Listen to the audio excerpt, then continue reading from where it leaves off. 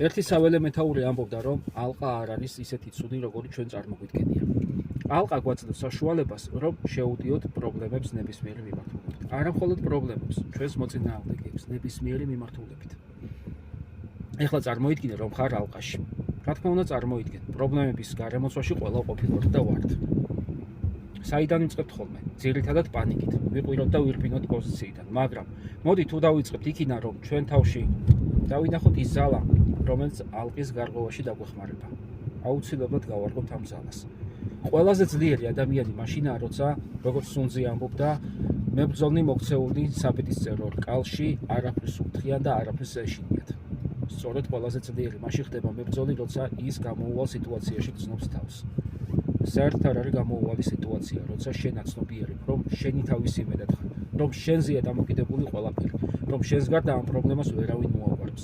მით უმეტეს, როცა შენი პრობლემები ერთი ხელის გაწვდენაზეა შენგან და მეტი არაფერი, მხოლოდ მოქმედებას მოითხოვს. ასე რომ ალყა არ არის დასასრული. ალყა შეიძლება კარგი გამოსავალი იყოს შენი პრობლემებისგან გასათავისუფლებლად.